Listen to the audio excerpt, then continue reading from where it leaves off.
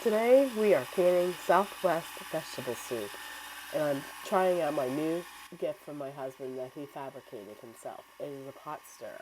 Stay tuned to see how this wonderful pot stirrer is a blessing for my canning.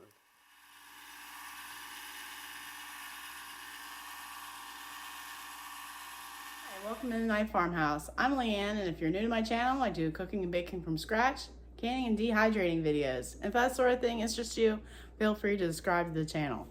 Today, I'm going to take you along as I can, for the first time, Southwest Vegetable Soup from the Ball Book.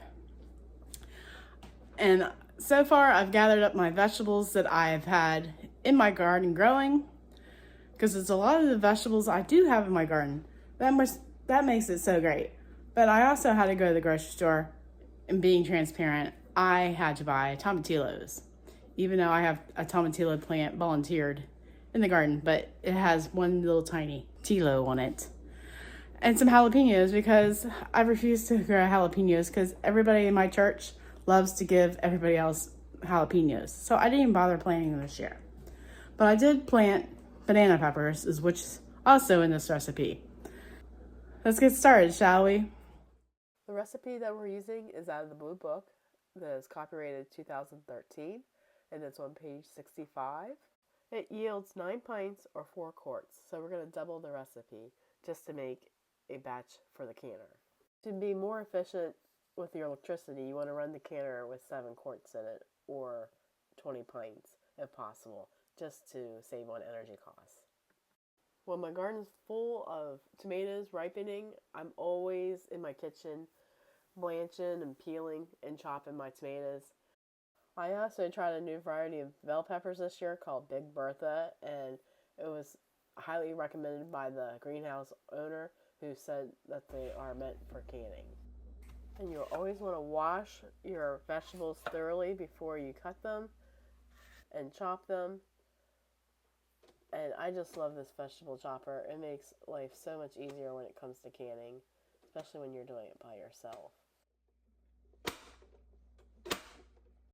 So I'm prepping the red peppers, the banana peppers, and the green peppers. And we're going to need 2 cups of each of these since we're doubling the recipe. I'm just amazed at how big this variety is. It's called Big Bertha. And you don't need too many bell peppers when you have this variety in your garden. I mean, it's so big.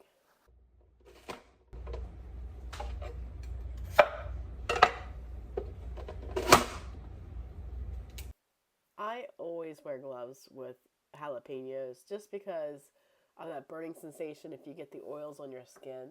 And if you ever get your hands burning so bad that you can't handle it, you want to wash them in oil, not water or soap, oil, because you can't fight oil with water, right? You want oil with oil. If you have the problem of having too many jalapenos in your garden and you don't know what to can them with, try my pineapple cowboy candy, and I'll leave a link to that right here.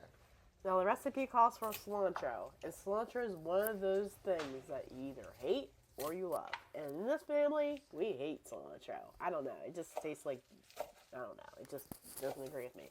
So I'm substituting with parsley, which works great. The recipe calls for 3 tablespoons of cilantro or parsley.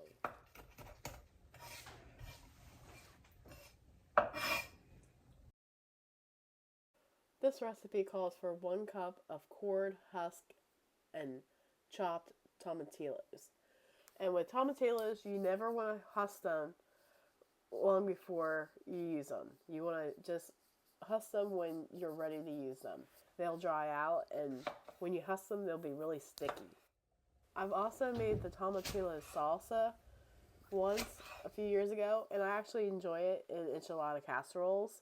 So I would recommend you making 1 batch of it to see if you like it. But I think I will make it again, but I won't be growing it because it's just too invasive. You'll need 1 1/2 quarts of whole kernel corn that is not cooked. Last night we prepped this ahead of time, which is maybe 12 ears, according to the ball book. You'll need 1 quart of chopped tomatoes, 2 cups of tomatillos chopped. You'll need 3 tablespoons of cilantro or parsley.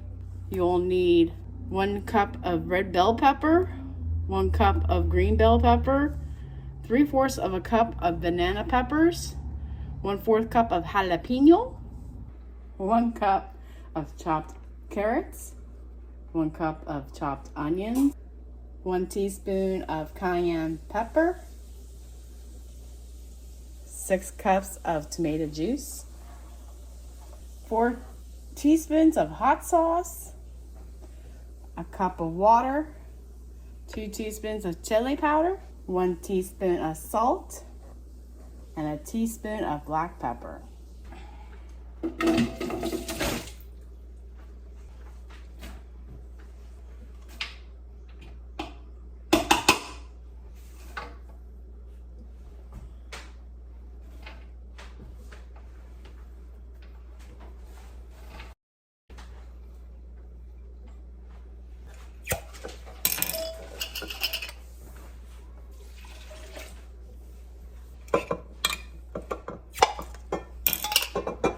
Since we've added all our vegetables and added our tomato juice, we're going to add our water to our tomato juice jar and rinse that out. And then we're going to add our cayenne pepper, our chili powder,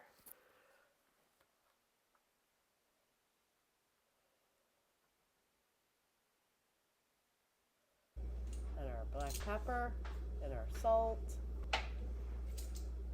and our hot sauce.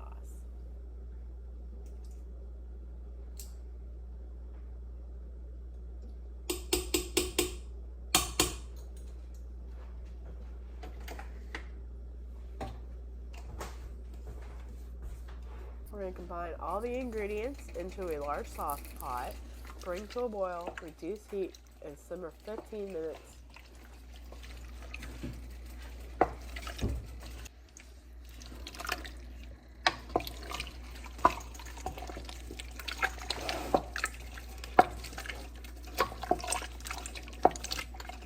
My husband, who knows nothing about canning and cooking, made this pasta without asking me anything about it, and I just love it.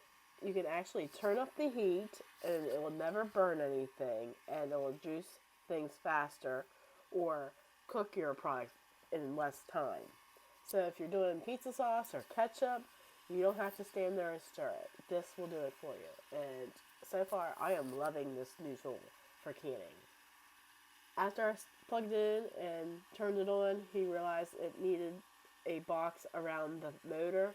So that's why he fabricated and cut up half of a 4 jars box and put it on there quick, just so it won't overheat. But I just love the fact that I can just stand there and just watch the vegetables in their little hot tub.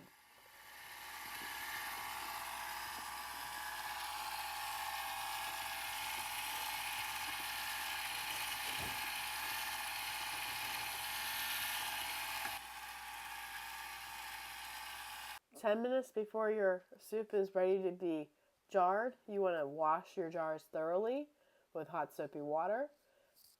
And I just keep the jars in the soapy water, that way they remain hot. And I also have my jarring station set up with my paper towels, my headspace debubbler tool, my jar lifter, and my for jar lids and rings, and my canning funnel and ladle, which are very important. And I just like to put a towel down just for easy cleanup.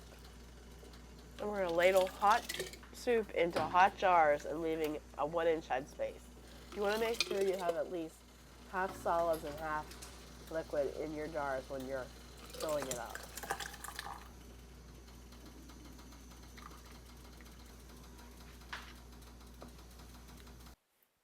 You want to debubble, debubble, debubble, debubble. And I cannot stress that enough, especially with soup. Then you want to measure a 1-inch headspace and make sure your measuring tool is straight up in the air and not crooked. Ask me how I know. And wipe the rim with a paper towel and you want to make sure you're checking for cracks as well, because a chip or a crack will definitely allow the jar not to seal properly.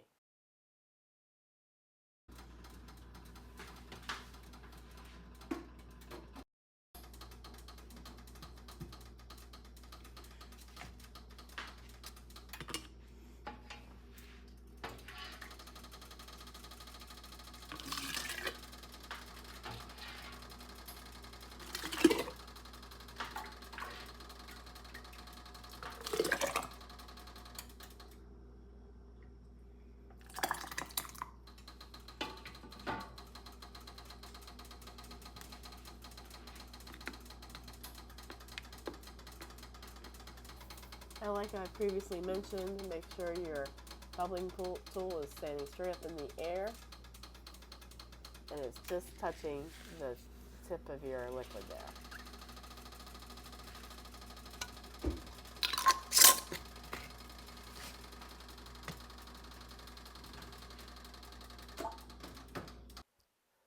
After your jars are in the canner, you want to make sure your steam pipe is clear. That way it can let out the steam properly, and you want that to vent for 10 minutes. And when your 10 minutes is up, your plug will come up and you'll put your weight on. At first, your weight won't do anything. It'll just sit there like bumping along. But after a couple minutes, it'll start to do a hula dance.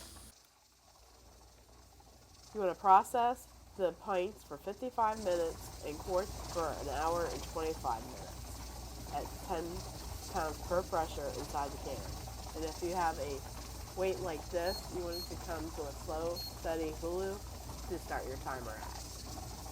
And when the time is up, you want to turn your burner off and walk away and just stare at it and stare at it.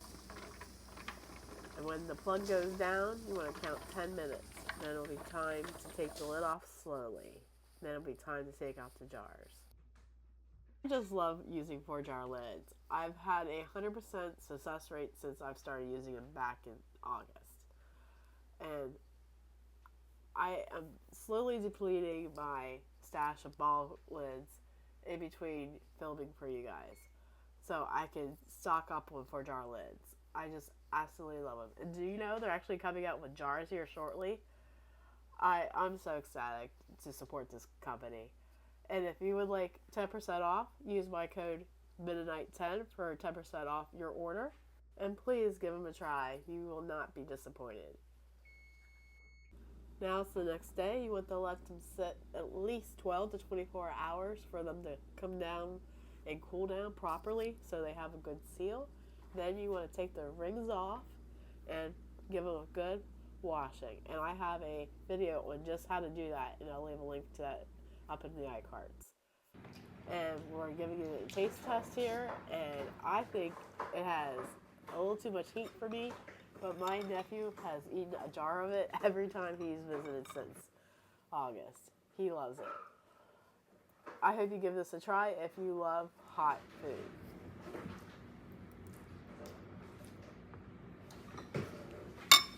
Remember, God gave you a great day. Now go do something great. Thanks for watching. And if you love this content of this channel, please consider watching this next. Thank you and God bless.